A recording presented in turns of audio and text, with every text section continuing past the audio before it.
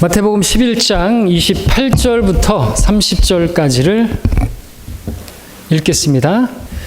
수고하고 무거운 짐진 자들아 다 내게로 오라. 그러면 내가 너희에게 쉼을 주리라. 나는 마음이 온유하고 겸손하니 내 멍에를 메고 나에게서 배우라. 그리하면 너희가 너희 혼에 쉼을 얻으리라. 이는 내 멍에는 쉽고 내 짐은 가볍기 때문이라고 하시더라. 오늘 말씀의 제목은 수고하고 무거운 이유가 되겠습니다. 수고하면서 무거운 이유가 무엇인가? 오늘 추석 명절은 총 6일이나 됩니다. 그러나 그처럼 6일씩이나 쉬지만 과연 그렇게 거기에 쉼이 있을까요? 물론 명절 기간 내에 아무 일도 하지 않고 해주는 음식만 누워서 먹는 사람은 쉰다고 할 수 있겠죠. 하지만 그럼에도 명절에 그 긴 연휴에도 쉬지 못하는, 아니 오히려 명절이면 더욱더 평소보다 더 많은 일로 수고하고 또 염려하고 스트레스 받는 사람들이 많은 것이 사실이죠. 특별히 또 음식을 준비하는 그것이 제사 음식이든 가족들을 먹이기 위해서 음식을 준비하는 것이든 우리 어머니들 또 며느리들 정말로 명절이면 고생이 이만저만이 아니고 정말 명절만 되면 그래서 스트레스가 너무 심해서 정말 혼이 괴로워 정말 죽을 지경에까지 이르게 되죠. 자료를 찾아보니까 상당히 많은 사람들이 그 명절 증후군으로 인해서 힘들어하고 우울증에 걸리고 자살 충동 이런 것까지 느끼는 사람들이 많다는 거죠. 왜 이렇게 많이 힘들고 왜 이렇게 괴로운 것입니까? 무엇이 사람들로 하여금 그처럼 수고하고 무거운 짐을 지게 만든 것일까요? 그것은 다른 이유가 아니라 종교 때문입니다. 여러분, 유교도 종교입니다. 그리고 명절 때문이죠. 유교적인 명절. 그래서 거기서 제사를 지내기 때문에. 자, 오늘 우리가 읽은 본문의 배경도 이와 비슷하기 때문에 이 말을 시작합니다. 당시의 유대인들 수고하고 무거운 짐을 지고 있었습니다. 무엇 때문일까요? 무엇이 유대인들로 하여금 그처럼 수고하고 무거운 짐을 지게 만든 것일까요? 다름 아닙니다. 종교 때문입니다. 이 당시 유대인들의 종교는 유교가 아니라 유대교였습니다. 이름이 비슷하죠?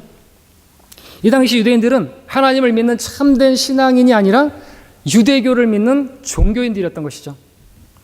여러분, 종교의 특징이 뭔지 아십니까? 짐을 지우다라는 것입니다. 종교라는 영어 단어 religion, 그것은 라틴어 릴리지오에서 나온 것인데 그 뜻이 의무를 지우다라는 뜻입니다. 그렇습니다. 종교는 짐스러운 것입니다. 무거운 짐을 지고 수고하게 만드는 것이죠. 당시 유대교 지도자들은 유대인들에게 무거운 짐을 지어놓고 그러면서 자기들은 손 하나 까딱하지 않았던 사람들입니다. 우리 함께 마태복음 23장 4절을 함께 보겠습니다. 마태복음 23장 4절을 함께 보겠습니다.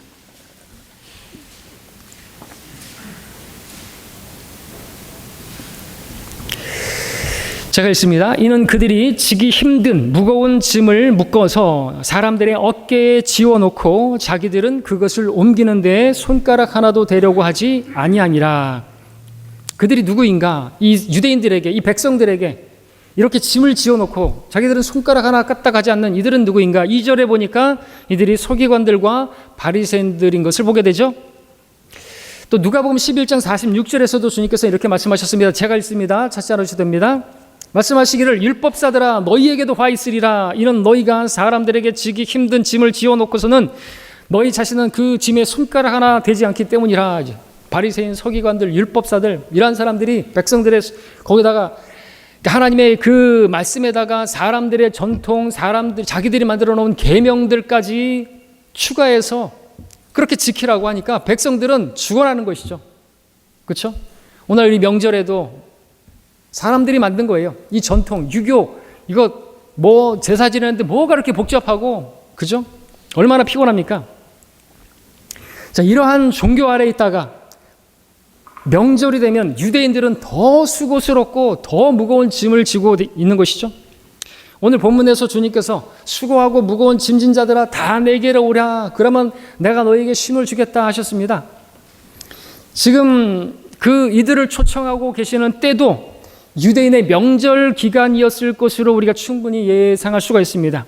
왜냐하면 유대인들도 명절이 되면 우리처럼, 아니 우리보다 더 수고스럽고 정말 짐이 많은 것이 사실이기 때문에 그렇습니다. 아닌 게 아니라 주님께서는 요한복음 7장에서 본문과 비슷한 초청의 말씀을 하셨더랬는데 그때가 바로 명절이었습니다. 요한복음 7장 37절 38절을 제가 읽겠습니다. 그 명절의 가장 큰 날에, 제가 읽겠습니다. 그 명절의 가장 큰 날인 마지막 날에 예수께서 서서 외쳐 말씀하시기를 누구든지 목마르거든 내게로 와서 마시라. 나를 믿는 자는 성경이 말씀한 것과 같이 그의 배에서 생수의 강들이 흐르리라 하셨습니다. 그리고 그 다음 장 8장에서는 이렇게 말씀하셨죠. 진리를 알게 되리니 그 진리가 너희를 자유롭게 하리라. 만일 아들이 너희를 자유롭게 한다면 너희가 참으로 자유롭게 되리라 고 말씀을 하셨습니다. 그러나 이러한 쉼과 자유를 주고자 오셨던 예수님을 유대 종교 지도자들이 십자가에 못 박았던 것이죠. 이후에 유대교를 믿는 그 일에 누구보다 앞장섰던 사도 바울, 예수님을 믿는 그 성도들을 죽이는데 앞잡이가 되어서 정말 그 몸을 불사르게 내어줬던, 혈기와 그것으로 그 사람들을 막 죽음에 넘겨주는 그런 일을 했던 것이죠. 그러나 그 사도 바울이 예수님을 만나게 되었습니다. 그리고 쉼을 얻게 되었습니다. 자유케 되었습니다. 그리고 자신이 과거에 유대교에 있었을 때 자신이 그 일을 간증을 했는데 어떻게 기록했는 것인가? 갈라디아서 1장 13절 14절 제가 읽으면 너희는 내가 유대교에 있었을 때에 내 행실을 들었거니와 나는 하나님의 교회를 몹시 박해하였으며 황폐시켰고 나의 동족 가운데 많은 동년배들보다도 유대교를 믿는 일에 앞서 있었으며 내 조상들의 전통을 지키는 데 더욱더 열성을 내었느니라 기록했습니다. 그리고 바울이 유대교를 종교라고 말한 적이 있는데 사도행전 26장에 보니까 바울이 아그리파 왕 앞에서 이렇게 자신을 변호할 때 말하죠.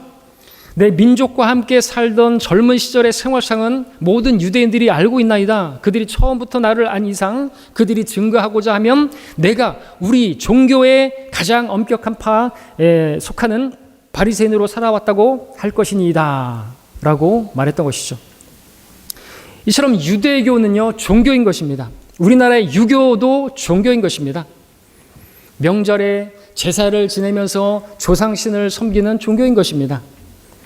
자, 그렇다면 예수교는 어떻습니까? 우리나라의 예수교가 뭡니까? 기독교 대한예수교. 대한예수교가 뭐예요? 대한예수교 장로회,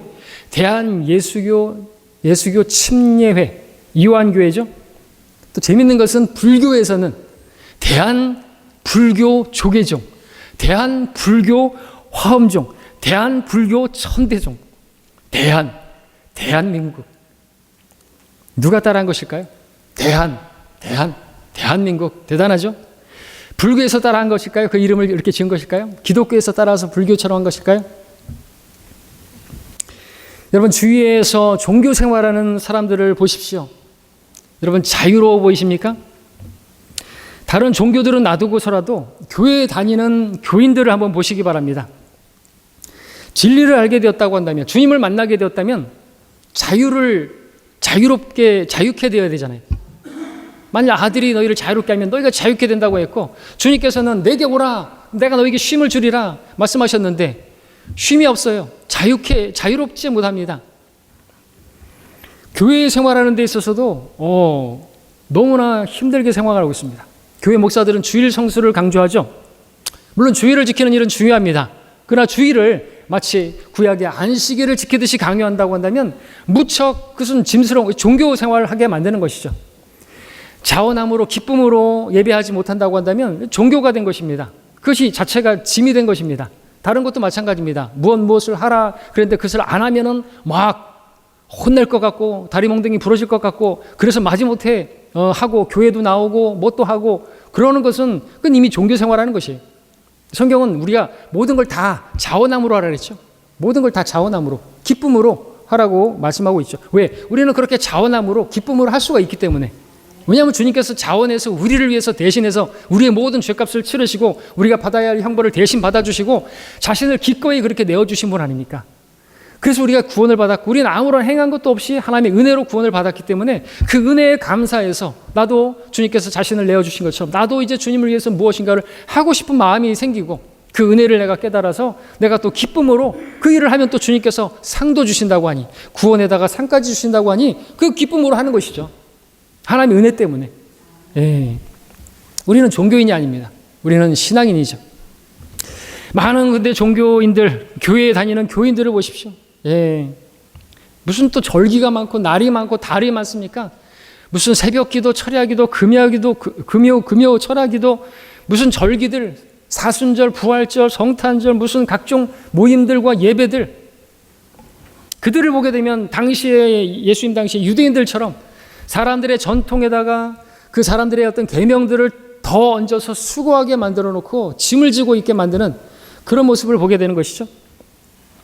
본문은 주님께서 유대교라는 종교의 그 무거운 짐을 지고 있던 유대 백성들을 초청하고 계시는 것입니다. 이 말씀 우리가 잘 알고 있는 말씀이고 믿지 않는 사람들도 다 알고 있는 그런 내용일 수도 있겠습니다. 그죠?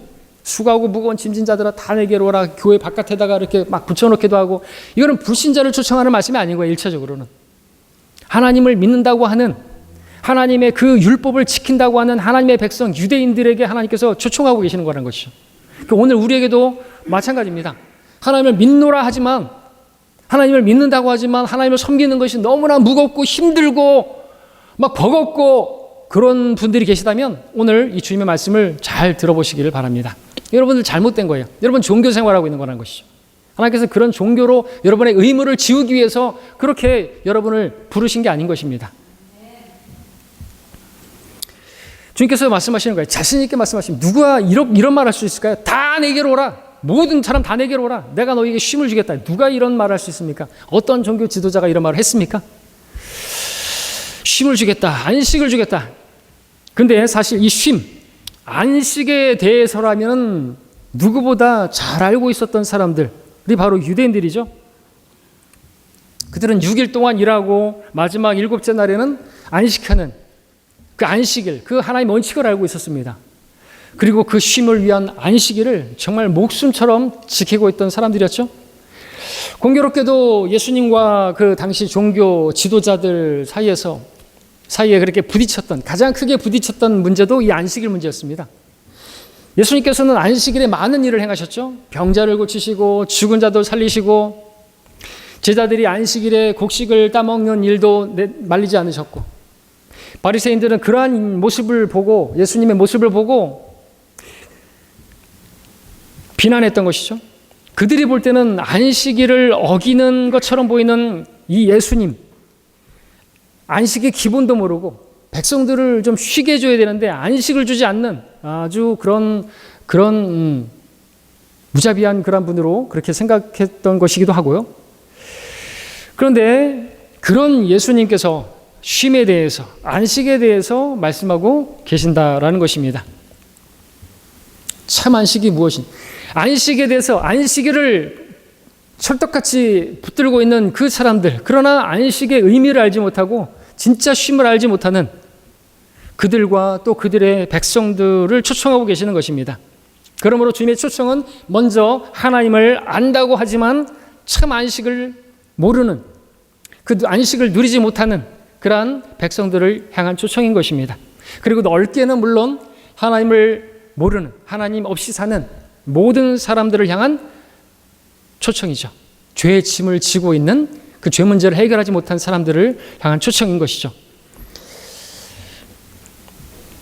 28절에서 주님께서는 수고하고 무거운 짐진 자들을 부르고 계십니다. 그러므로 현재 수고하고 무거운 짐을 지고 있는 사람이라고 한다면 어느 시대건 그 누구에게든 해당되는 말씀이 이 말씀인 것이죠. 유대인이건 이방인이건 부한자건 가난한 자이건 남자이건 여자이건 누구에게나 해당하는 초청의 말씀이 되는 것입니다. 자, 그런데 이 수고한다는 말이 무슨 의미입니까? 어떤 수고를 말하는 것일까요? 수고. 자, 우리는 정말 수고합니다. 그죠? 많이 말하죠. 수고하십니다. 수고하십니다. 액면 그대로 본다면 이제 손이 고생한다는 말이기도 한데 우리는 많은 수고를 합니다. 성경에서 수고라는 말이 가장 많이 나오는 책이 있는데 어느 책이죠? 전도서. 전도서에서 24번 수고라는 단어가 나오고 있습니다. 전도서의 성격을 잘 보여주는 몇 단어가 있는데 가장 대표적인 단어가 헤아래 그리고 헛되다 라는 단어입니다. 이것들을 미뤄서 본다면 사람들이 헤아려서 하는 그 수고, 그 모든 수고가 헛되다라는 것을 발견할 수가 있습니다. 아닌 게 아니라 이 솔로몬 왕이 그렇게 전도서를 하나님의 영감으로 쓰면서 하나님께서 기록하게 하시면서 헤아려서는 그 수고가 정말 헛되다라고 말을 한 것이죠. 어떤 면에서 볼 때요? 사실 우리가 남자가 일하고 땀 흘려서 일하는 것은 아담의 저주로 인해서 온 거지 않습니까? 하나님께서 우리가 이렇게 수고하고 고생하는 것을 원하셔서 그렇게 사람을 창조하신 것도 아니고 여인들이 아이를 낳을 때 그렇게 산고의 고통으로 죽음의 그림자의 골짜기를 지나는 것 같은 그런 고통을 왜 아이가 태어나는데 그런 고통을 당해야 되는 것입니까? 그것은 이브에게 내려진 저주였던 것이죠.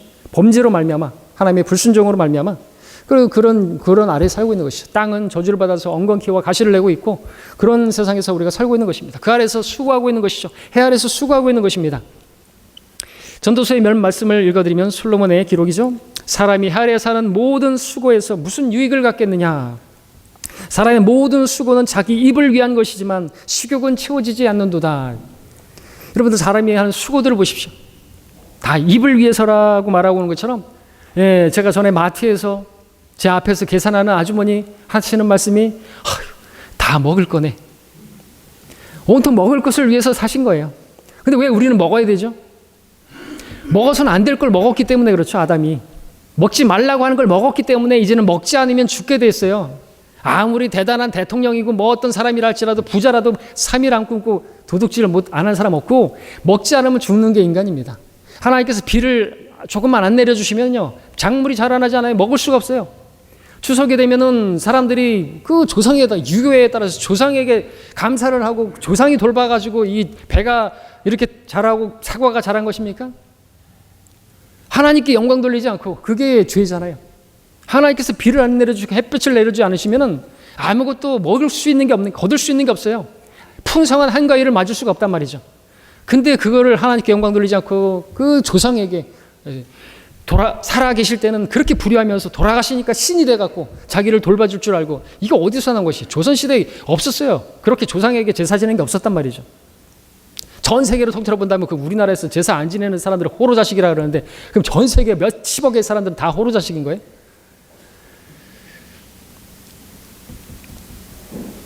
뭔 얘기하려고 했죠? 그렇게 수고하고 애를 쓰고 하는 것이죠. 자, 첫사람 아담이 범죄한 후에 사람이 수고하게 됐고 수고하기 위해서 태어나게 됐습니다.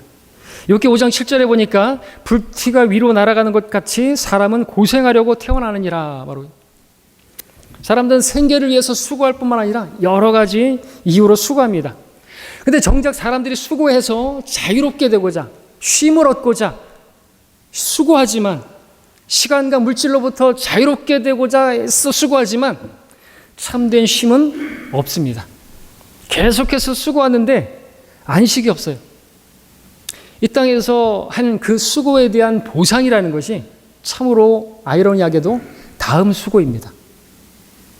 여러분 누가복음 12장에 나오는 부자가 많은 소출을 얻게 되었죠. 마치 추석 한가위처럼 풍성한 소출을 수확을 얻게 되었을 때 그가 했던 것은 안식을 누렸던 것이 아니라 곧바로 내가 내 곡식을 쌓아둘 곳이 없으니 내가 어떻게 해야 할까 하고 즉시로 고뇌했던 것이죠. 그리고 또 수고했던 것이 창고를 짓는데 잠언 15장 16절에 이런 말씀이 있죠. 소유가 적어도 주를 두려워하는 것이 큰 재물로 인하여 고뇌하는 것보다 나으니라. 부자가 되니까 그 부 때문에 부를 통해서 짐을 풀고 쉼을 얻어보려고 시간과 물질로부터 자유롭게 되고자 그렇게 수고해서 돈을 벌고 했는데 가지 많은 나무에 바람 잘 날 없다고 많은 부를 가진 그 부 때문에 오히려 더 근심하고 고뇌하고 누가 훔쳐갈까 봐 도둑질해 갈까 봐 잠도 제대로 못 자고 솔로몬도 그랬잖아요. 전도서에서 말하잖아요. 그 많은 부로 인해서 고뇌했다고. 거기서 헤어나지는 못합니다. 또 어떤 사람들은 이제 돈을 못 버니까 술을 마십니다. 벌고자 하는 돈이 안 벌리니까 술을 마십니다. 그 술로 스트레스를 풀어보려고 하고 자신의 어떤 인생의 짐을 어떻게 좀 해결해 보려고 하고 술을 마십니다. 우리나라 술 소비량 매년 전 세계 탑5를 찍습니다. 그러나 그 술은 그때뿐이고 깼을 때의 그 공허함은, 그 마음은 더욱더 무겁게 만들고 낙심하게 만드는 것이에요. 술로 짐을 푼다고 해서 가벼워지겠습니까? 더 무거워질 뿐입니다. 돈이든 그것이 쾌락이든 오락이든 어떤 향약이든 그런 것으로 자기가 쉼을 얻으려고 하는 사람들의 모습은요, 마치 여러분 어렸을 때 읽어봤을지 모르겠는데 그 이솝우화에 나오는 그 어리석은 나귀와 같은 모습입니다. 여러분 그 나귀가 소금을 싣고 개울을 건너다가 물에 빠지게 되었죠. 결과적으로 짐이 가벼워지게 되었죠. 나중에 또 그 개울을 건너가게 되는데 꾀를 썼죠. 짐을 가볍게 하기 위해서 가벼워질 줄 알고 그 개울에서 일부러 넘어지죠. 그런데 그 짐이 솜이었어요. 더 무거워졌습니다. 이 나귀의 모습이 사람들의 모습과 다르지 않게 보이는 것이죠. 이전에 어떤 것으로 좀 가볍게 되었다고 해서 또 그것을 통해서 계속 또 가벼워질 줄로 알고, 근데 가벼워지는 것이 아닌데 오히려 시간이 지날수록 더욱더 무겁게 될 뿐인데 그것을 계속해서 추구하는 것이에요. 마약하는 사람들도 원래 그 마약은 의료용이잖아요. 그죠? 정말 고통스러운 사람들에게. 근데 그걸 한번 맞으니까 모든 세상 근심 다 사라지고 거기에서 벗어나지 못하는 거예요. 나중에는 얼마나 무겁게 되는 것입니까? 사람이 완전히 망가지게 되는 것이죠. 한번 맛보니까 끊을 수가 없는 거예요. 마찬가지예요. 술도 중독되는 거예요. 그래서 술 취하지 말라고 말하는 것이죠. 술을 쳐다보지도 말라는 것이죠. 왜? 그런 것은 참된 게 아니기 때문에. 쉼이 없기, 그건 가짜예요. 그거는 마치 마약과 같은 것이고, 그거 해봐야 그때뿐이라는 것이죠. 잠언에서 솔로몬도 술 깨나 먹어봤겠죠. 근데 뭐예요? 타국 여인을 볼 것이고, 와 세상이 달라 보일 것이고, 근데 뭐예요? 사람이 나를 쳤어도 아프지 않고, 근데 깨어나면 내가 또 내일 그것을 찾으리로다. 술에 빠져 사는 것입니다. 알코올 중독자가 되고 마약 중독자가 되고, 그렇게 살라고 하나님께서 하나님 백성들을 구원하신 게 절대로 아니지 않습니까? 쾌락 속에 사는, 향락 속에 사는 사람은 살아있는 게 아니라고 말씀하고 있지 않습니까? 자, 어떤 사람들은 이것도 저것도 아니고 그런 것들도 아니고 그래서 이제 알아서 종교로 짐을 풀어보려고 하는데 앞서 봤던 것처럼 더 무거운 짐을 지고 있게 될 뿐이죠. 주께서는 그들을 초청하고 계시는 것입니다. 종교인들을, 유대교에 있는, 내게 오라, 내가 너희에게 쉼을 주리라. 그러므로 답은 주님께 가야 되는 것이죠. 다른 종교로 가는 것도 아니고 참 쉼은 주님 안에 있기 때문에. 그리고 주님 안에서 하는 그 수고의 특징이 있는데 그 특징은 결코 헛되지 않다는 것이죠. 먼저 해 아래 사는 수고는요 헛될 뿐이에요. 우리 전도서에서도 그렇고 솔로몬이 말하지만 자기가 해는 모든 수고들 다 놓고 가야 된다는 것이죠. 죽은 사람의 수위에는 주머니가 없어요. 1원짜리 하나 가져가지 못하는 것입니다.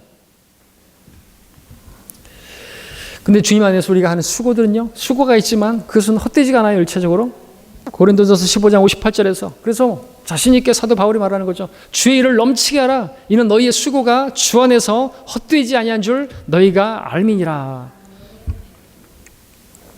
또 주님 안에서 하는 수고의 특징은요, 헛되지 않을 뿐만 아니라 그 수고는 결코 무거운 것도 아닌 것입니다. 왜냐하면 주님께서 나를 대신해서 그 모든 일을 하시기 때문에 그렇죠. 우리 고린도전서 15장 10절은 함께 보겠습니다.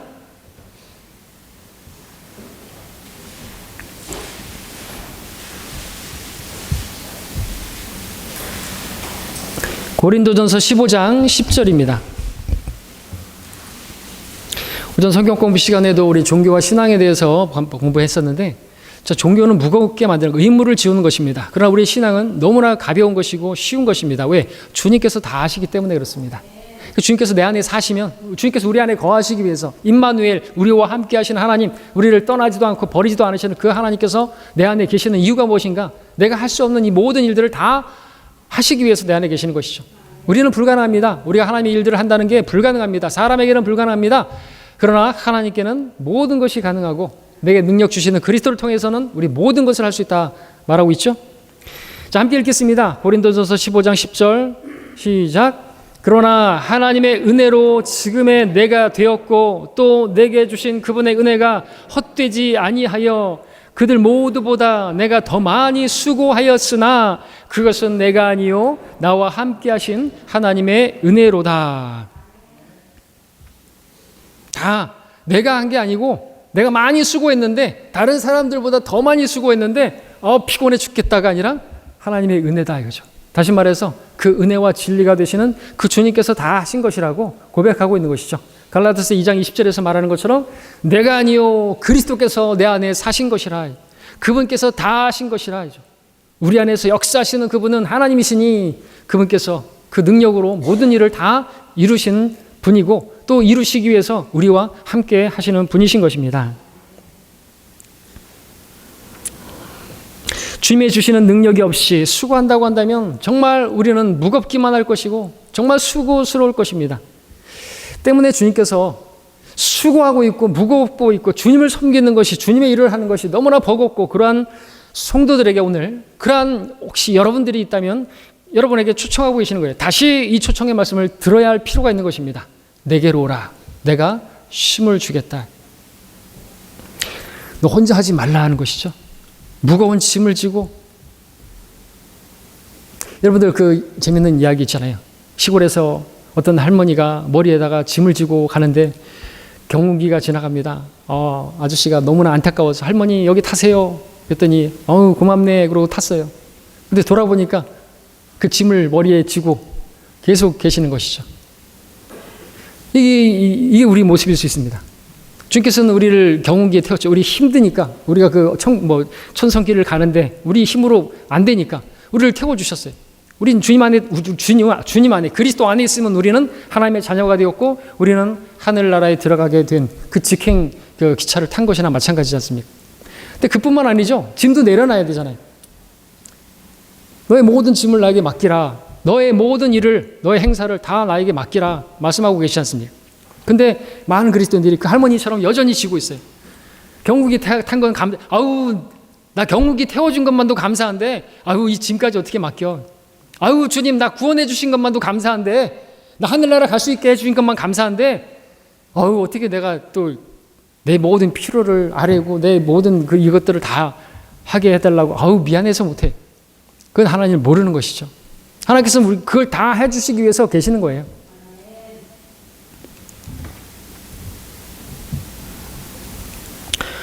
혹시 여러분들 우리 찬송가 가사처럼 무거운 짐을 나 홀로 지고 견디다 못해 그러지 마시고 즉시로 그렇게 주님 앞에 가시기를 바랍니다. 아무것도 염려하지 말고 다만 모든 일에 기도와 간구로 아뢰라고 했는데 아무것도 기도하지 않고 다만 모든 일에 염려하고 있지 마시고 그것을 거꾸로 하시기를 바랍니다. 참으로 우리의 인생에는 여러 무거운 짐들이 있죠. 그 짐들 중에서 가장 무거운 짐이 있다면 죄의 짐입니다. 주님께서는 그 짐으로부터 우리를 벗겨주신 분입니다. 바로 구원을 주신 분이시죠. 사실 육체의 짐, 육체 노동보다 혼의 짐이 더 무거운 것입니다.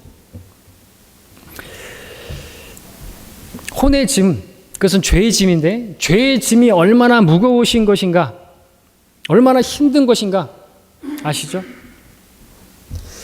그 죄로 인한 그 죄책감은요, 얼마나 무거운 것입니까?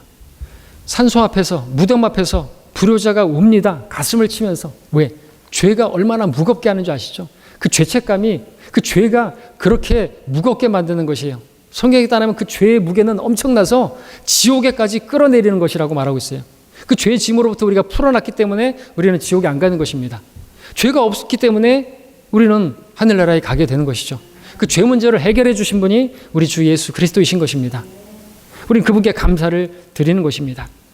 죄의 짐이 얼마나 무거운 것인가. 우리 누가복음 7장에 보니까 한 여인이 나오는데 제가 그냥 읽겠습니다. 아니, 다 아시죠? 그녀는 주님께서 그 시몬의 집에 오셨을 때 예수님의 그 발을 눈물로 씻겼죠.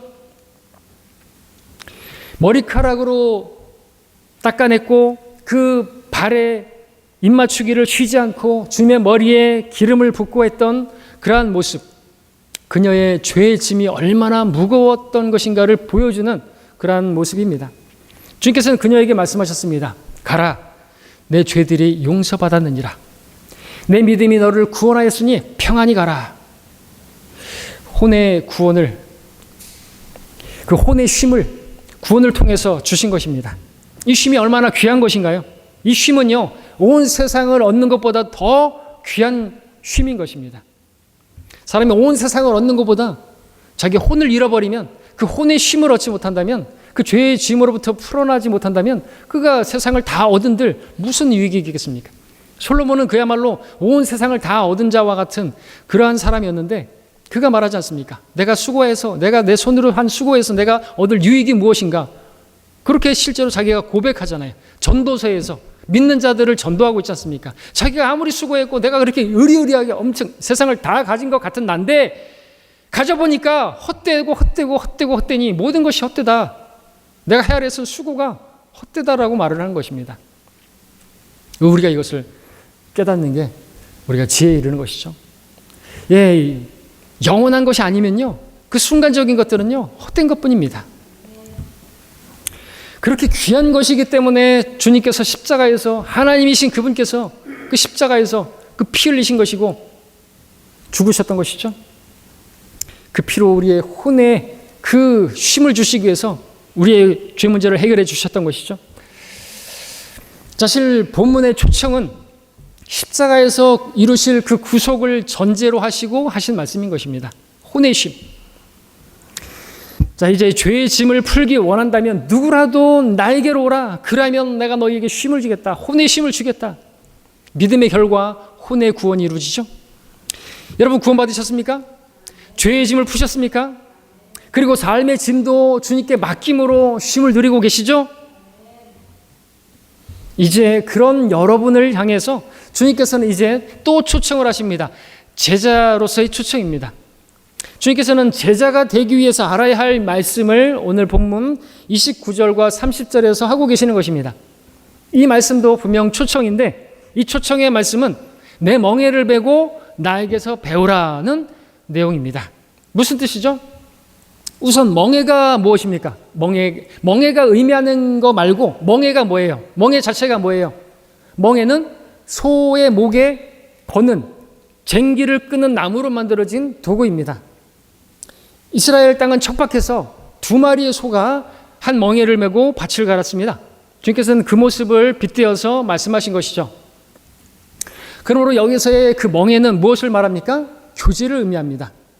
고린도서 6장 14절에서 믿지 않는 자들과 같이 멍에를 매지 말라 말씀하셨습니다. 무슨 뜻이죠? 믿지 않는 사람들과 함께 할 수 없다는 것이죠. 교제가 안 되니까. 그리고 주님께서는 자신의 멍에를 매자고 하신 것이에요. 믿지 않는 사람들과 멍에를 매지 말고 내 멍에를 매라고. 이 멍에를 매자는 게 뭡니까? 나와 교제하자, 나와 동행하자 하시는 초청의 말씀인 것입니다. 뿐만 아니라 주님께서는 그렇게 나와 함께 내 멍에를 메고 나와 함께 동행하면서 나에게서 배우라고 말씀하시는 분입니다. 근데 나에게서 배우라고 말씀하신 주님께서는 이미 주님께서 어떠한 분이신가를 가르쳐주고 계시죠. 어떤 분이세요?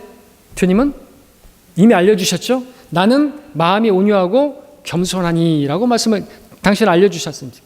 주님께서 온유하고 겸손하시다고 하는 것은 초림 때의 모습을 잘 보여줍니다. 반면에 재림 때의 모습은 완전히 상반된 모습이죠. 철장으로 세상을 다스리시고 원수들을 목을 발로 밟으시고 그런 분이시죠. 주님께서 초림 때 온유와 겸손을 취하신 목적이 있습니다. 이유가 무엇일까요? 빌립보서 2장의 근거에서 본다면 십자가를 지기 위함입니다. 자신을 낮추시고 십자가의 그 죽음에까지 순종하셨으니 그 십자가의 죽음에까지라고 이 말씀을 하시면서 그렇게까지 높으신 분께서 하나님과 동등하게 되는 것을 탈취라 생각지 않는 그 하나님 자체이신 그분께서 그렇게 낮아지시고 십자가의 죽음에까지 그렇게 낮아지신 것을 말씀하시면서 우리에게 뭘 말씀하시냐니까 너희도 이 겸손의 생각을 품으라고 말씀하고 계시는 것이죠. 주님께서 온유와 겸손으로 초림하셨습니다.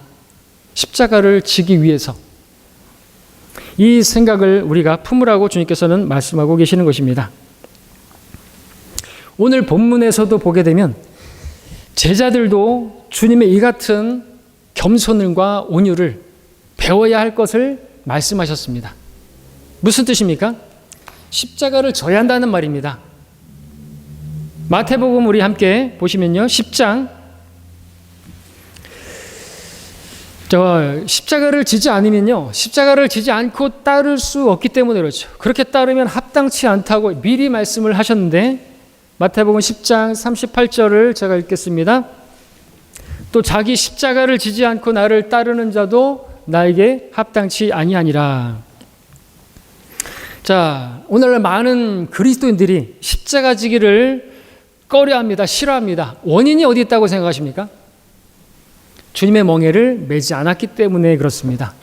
주님과 교제하지 않았기 때문에, 그래서 주님을 배우지 못했기 때문에, 주님을 알지 못하기 때문에, 주님을 신뢰하지 않기 때문에, 주님을 사랑하지 않기 때문에, 그렇기 때문에 증상은 온유하지도 못하고 겸손하지도 못하고 오히려 교만하고, 그렇기 때문에 그렇게 교만하고 완고하고 그러한 성도가 십자가를 질리는 만무한 것이죠. 결코 십자가를 질 수가 없는 것이죠. 생각해 보십시오. 주님의 멍에를 메었다고 한다면, 주님과 교제를 했다고 한다면, 주님을 배웠을 것이고, 주님을 그렇게 잘 배웠다라고 한다면 온유와 겸손 가운데 십자가를 지고 주님을 얼마든지 따르고 있을 것입니다. 그러나 멍에 매기를 거부하니까 십자가 지기도 거부하는 것이죠. 이런 모습을 무엇에 비유할 수 있을까요? 어떤 모습에 비유할 수 있을까요? 나귀에 비유할 수가 있는 것입니다. 나귀는요, 고집세고 완고한 동물의 대명사죠. 반대는 어떤 소가 있죠. 소는요, 멍에도 누가 매죠? 소가 매죠. 소는 성격이 정말 온유하고 겸손한 동물의 대명사라고 할 수 있습니다.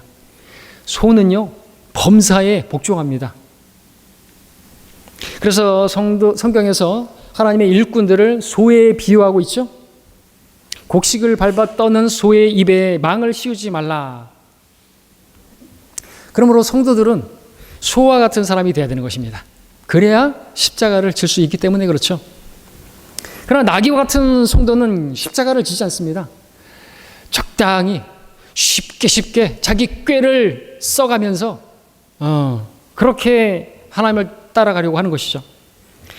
그러나 그들은요, 결국에는 그 이솝 우화에 나오는 그 어리석은 나귀처럼 결국에는 더 무거운 짐을 지고 수고하게 될 게 뻔합니다. 본문을 보십시오. 주님께서는 내 멍에를 메고 나에게서 배우라고 하셨습니다. 그러면 너희 혼의 쉼을 얻으리라고 말씀하셨습니다. 약속하셨습니다. 이 말씀은 불신자들을 향해서 다 내게로 오라. 그러면 내가 너희의 혼의 쉼을 주리라 하신 그 말씀 그대로 이루어지죠. 자, 생각해 보십시오. 불신자들이 주님께 오지 않고 그들이 혼의 쉼을 얻을 수 있습니까? 절대로 얻을 수 없습니다. 그렇다면 구원받은 성도들이 주님께서 이제 두 번째로 초청하시는 이 말씀, 내 멍에를 메고 나에게서 배우라고 하신 이 말씀을, 그 초청을 거부하고 쉼을 얻을 수 있을까요? 없습니다. 똑같습니다. 주님의 멍에를 메지 않으면 주님께서 주시는 쉼을 얻을 수는 없는 것입니다. 자, 근데 이 말을 잘 생각해 보면 되게 역설적입니다. 쉼을 얻기를 원하는데 멍에를 메라? 멍에가 일하는 건데? 아니, 쉬기를 원하는데 일을 하라고? 일을 하는 멍에를 메라고? 되게 모순처럼 보이고 되게 역설적으로 보입니다. 말이 안 돼 보입니다. 말이 안 돼 보이니까는 이제 자기 꾀를 신뢰하는 어리석은 나귀 같은 사람들은 이제 그걸 거부하기, 그런 게 어딨냐 그러겠지만 성경에서 진짜 위대한 진리들은 다 역설적이죠. 역설의 진리입니다. 세상과 다른 것이죠. 많은 내용이 역설적인데 근데 그게 진리예요. 몇 가지만 예를 들어보면 주는 자가 받는 자보다 복되다. 살고자 하면 죽을 것이요 죽고자 하면 살 것이다. 이거 이순신 장군이 한 말이 아니에요. 주님께서 하신 말입니다. 자기 생명을 잃고자 하면 얻을 것이고 자기 생명을 얻고자 하면 잃을 것이다. 그것을 패러디한 게 이순신 장군의 어록에 있지 않습니까? 이순신 장군은 구원받은 분이 아닌가 싶은 생각이 들어요. 그리고 또 어떤 게 있습니까? 죽어야 열매를 맺는다. 많은 열매를 맺는다. 죽어야 산다. 높아지고자 한다면 낮아지라. 낮아지면 높아진다. 진리입니까? 진리죠. 이 같은 말씀처럼 쉼을 얻고자 한다면 멍에를 매야 한다는 것이죠. 그러므로 어떤 성도가 쉼을 얻으려고 쉬고자 주님의 멍에를 어리석게도 벗어버렸다고 한다면 어리석은 나귀와 같이 선택한 것입니다. 그는 마치 솜을 지고 가던 나귀처럼 결국엔 더 무거운 짐을 지고 쉼을 얻지 못하게 될 것입니다. 성경에 그런 사람들이 나옵니다. 대표적으로 아버지의 품을 떠난 탕자. 그 탕자는 아버지를 떠나면 마음껏 즐기고 쉴 줄 알았습니다. 그런데 결국 어떻게 됐습니까? 돼지 치는 일로 고된 수고를 하게 됐고, 그런데 수고를 했지만 안식도 얻지 못했고, 수고를 했지만 보상도 없고, 돼지가 먹는 곡식 껍질도 얻지 못했습니다. 얼마나 수고스럽고 정말 고되고 했는데 신세는 비참하고 처량했습니다. 마찬가지죠. 성도들도 주님께서 매라고 한 그 멍에를 매지 않고 주님을 섬기는 것이 부담스러워서 주님으로부터 멀리 떠나면, 나주를 멀리 떠나면 쉼을 얻을 줄 알겠지만 나주를 떠나서도 교회를 떠나면 편할 줄 알고 쉴 줄 알지만 여러분들 오히려 더 무거운 짐을 지게 될 것이, 이 세상의 염려와 부와 쾌락에 억눌려서 마음은 너무나 짐스럽게 되는 것이죠. 주님을 따르지 않는 그 씨 뿌리는 자의 비유에서 말씀하지 않았습니까? 부와 또 향락과 이생의 염려들이 억눌러서 열매를 맺지 못한다고. 그런 이생의 염려 가운데 사는 사람이 무슨 쉼을 얻겠습니까? 부를 얻었다 한들, 뭘 얻었다 한들 그게 쉼이 있겠습니까? 더 얻고자 하고 수고해서 얻은 그것을 누리지 못하고 더 얻고자 하고 있는 사람들이 더 욕심이 많고, 얼마만큼 가져야 그 욕심보가 만족할 수 있어요? 절대로 인간은 욕심 채워지지 않습니다. 마르다도 한번 생각해 보십시오. 그녀가 주님의 발 앞에 앉아서 주님과 교제를 마리아보다 먼저 했었죠. 어느 순간 그 자리를 떠났어요. 그 결과 어떻게 됐나요? 주님을 위해서 열심히 자기가 뭘 한다고 했는데 그 마르다의 마음에는 기쁨이 없었어요. 불평만 가득했죠. 오히려 또 지체를 미워하는 마음이 있었죠. 평안이 없었어요. 염려만 가득했죠. 주님 말씀에 따르면 마르다, 그녀는 많은 일로 수고하고 염려하고 있었습니다. 그런 마르다에게 필요했던 게 뭐였습니까? 그녀에게 필요했던, 주님의 말씀에 따르면 마르다에게는 한 가지가 필요했는데, 그것은 주님 앞에 앉아서 마리아처럼 자신도 전에 그러했던 것처럼 그렇게 주님과 교제하는 것이었습니다. 주님의 멍에를 메고 주님과 교제하는 것, 주님을 더 알아가는 것, 주님을 배우는 것, 그것이 신앙의 시작인 것이죠. 주님과의 교제를 떠나가게 되면 쉼이 없습니다. 예배, 주님과 교제하는 것입니다. 주일 예배를 떠나서 그리스도인이 쉼을 얻고자 한다면, 내가 열심히 일을 했는데 열심히 일한 당신 떠나라 그러면서 주일은 내가 이번에는 좀 날씨도 좋고 가을 하늘 청명하고 마른 살찌고 나도 한번 살쪄볼란다. 그리고 어디 가서 맛집 가고 그러가서 막 놀고 그러면 이렇게 쉬는 게 쉬는 걸까요? 어차피 추석 연휴가 6일이 아니라 긴데도 그렇게 쉬지 못하고 그러는 것처럼 어디 가도 그리스도인들은 쉬지 못하는 겁니다. 그러니까 주님 떠나서 내가 쉬려고 하고 근데 쉰다고 해서 그게 쉬는 게 아니라는 것이죠. 만약에 그 쉬는데 마냥 기쁘고 좋다 그러면은 구원 받았는지 의심스럽죠. 내 안에 성령께서 슬퍼하시고 신음하시는데 마냥 기쁘고 너무나 좋다 교회 안 가니까, 그 좀 생각해 봐야 되겠죠. 자, 여러분들 주님을 떠나서 쉼을 얻고자 한다면요, 결코 쉼을 얻지 못하고 오히려 더 마음에는 무거운 짐이 있을 것입니다. 그 외에 주님께서 매자고 하시는 그 멍에를 매지 않고 자유로워지고자 스스로 벗어버리고자 한다면 절대로 쉼을 얻지 못합니다. 그리스도인들은 주님의 멍에를 맬 때 쉼을 얻을 수가 있는 것입니다. 자, 이것이 본문에서 믿는 자들에게 하신 주님의 약속인 것입니다. 그러므로 오늘 주님의 초청은 단지 구원받지 않은 불신자들만을 향한 초청의 말씀이 아닌 것입니다. 구원받은 이후에 주님과 동행하지 않고 세상에서 수고하느라 다시 무거운 짐을 지고 염려하고 이생의 일들로, 그래서 다시 무거운 짐을 지고 있는 성도들에게 주님께서 초청하고 계시는 말씀인 것입니다. 자, 여러분 중에 주님께서 매라고 하신 그 멍에 매기를 거부하고 그러므로 인해서 무거운 짐을 지고 힘겨워하고 계시는 분 계십니까? 주님의 멍에를 매는 일이 무겁게 여겨져서 주님으로부터 멀어져 있거나 주님을 섬기는 일로부터 좀 멀리하고 싶어하는 분들이 계십니까? 주님의 말씀을 들으십시오. 다 내게로 오라. 나는 마음이 온유하고 겸손하니 내 멍에를 메고 나에게서 배우라. 그리하면 너희가 너희 혼의 쉼을 얻으리라. 내 멍에는 쉽고 내 심은 가볍기 때문이라. 주님의 멍에를 메고 주님을 배우게 되면 주님께서 약속하시건대 단언컨대 여러분의 신앙생활은 쉽고 가벼울 것입니다. 마치 독수리가 날개를 뻗치고 창공을 나르는 게 하나도 힘이 안 되는 것처럼 그렇게 쉽고 가볍게 우리는 저 높은 곳을 향해 나아가게 될 것입니다. 그런 신앙생활을 하기를 바라십니다. 주님께서는 여러분들이 종교인으로 그렇게 무거운 짐을 지고 의무를 다하기 위해서 억지로 그렇게 주님을 섬기기를 원치 않으십니다. 주님을 오해하지 마시고 참된 신앙으로 주님을 섬기는 우리 모두가 되기를 바랍니다. 말씀을 정리하겠습니다. 사무엘 러더퍼드 목사는 이런 말을 남겼습니다. 주님의 멍에는 내가 져보았던 짐 중에서 가장 달콤한 것이었다. 주님의 멍에는 새에게 날개가 있어야 하는 것이 자연스러운 것처럼, 돛담배에는 돛이 있어야 하는 것이 당연한 것처럼 나에게는 너무도 자연스러운 것이었다. 주님의 멍에는 내가 가야 할 항구로 나를 데려가는 안내자였다.